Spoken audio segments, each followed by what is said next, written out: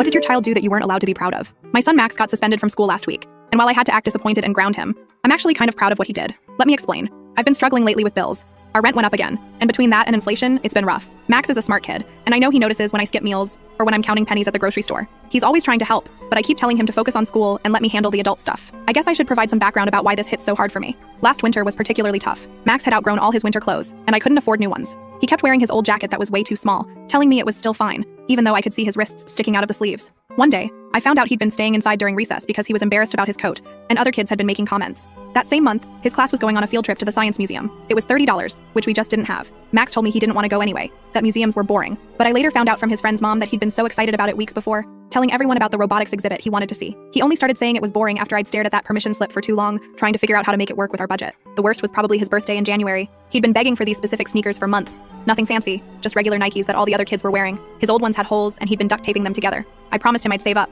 but then our heating bill doubled, and that money had to go there instead. He pretended not to be disappointed, but I heard him crying in his room that night. The next day, he came to me with his piggy bank and tried to give me his savings to help with the bills. That broke my heart. Last Thursday, I got called into the principal's office. I had to leave work early, which meant losing those hours' pay, and I was already stressed about what Max could have done. When I got there, I found Max sitting outside the office with this weirdly calm look on his face. Inside, I met with Principal Randy and Vice Principal Elise. They started explaining how they discovered Max was running what they called an unauthorized business venture on school grounds. Apparently, my little entrepreneur had noticed that the school vending machines were always empty by lunch. Budget cuts meant they weren't being restocked regularly, and the cafeteria food was, in his words, basically inedible. So what did my son do? He went to Costco with his birthday money from his grandma, $200, bought bulk snacks and drinks, and started his own mobile convenience store out of his backpack. He was charging reasonable prices too, just enough to make a small profit while still being cheaper than the vending machines. Here's where it gets interesting. He didn't just sell randomly. He had a whole system worked out. He kept a notebook with inventory tracking, profit margins, and even customer preferences. He had regular customers who could pre-order their favorites. He even gave discounts to kids he knew were struggling financially. Apparently, he could tell by who was getting free lunch. The school found out because one teacher, Ms. Zara, caught him making a transaction in the hallway.